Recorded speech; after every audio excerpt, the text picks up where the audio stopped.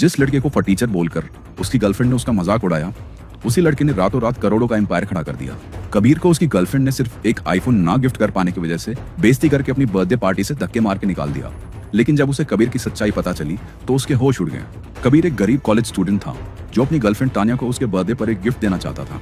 इसके लिए कबीर ने पार्ट टाइम जॉब करना भी शुरू कर दिया था। लेकिन बर्थडे वाले दिन जब उसने तानिया को गिफ्ट दिया तो वो कबीर और उसकी गरीबी का मजाक उड़ाते हुए बोली कि इस गिफ्ट से महंगा तो मेरे कुत्ते के गले का पट्टा है। कबीर को नीचा दिखाने के लिए उसने उससे ब्रेकअप करके उसके सामने ही एक दूसरे अमीर लड़के को अपना बॉयफ्रेंड बना लिया। इसके बाद कबीर बिना कुछ कहे वहां से चला गया और कुछ दिन के लिए गायब हो गया। फिर एक दिन तानिया कबीर को उसके दोस्तों के साथ शहर के सबसे महंगे होटल में जाता देखती है।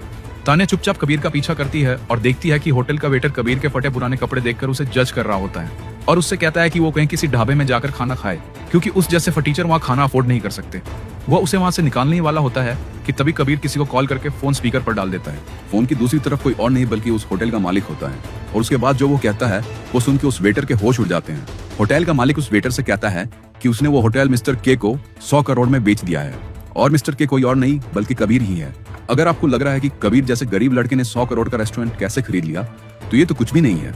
आगे इस सीरीज में ऐसे ऐसे ट्विस्ट्स हैं जो आपने कभी सपने में भी नहीं सोचे होंगे। इस माइक्रो ड्रामा सीरीज का नाम है क्रिप्टो किंग और आप इसे देख सकते हैं वर्टिकल टीवी ऐप पर।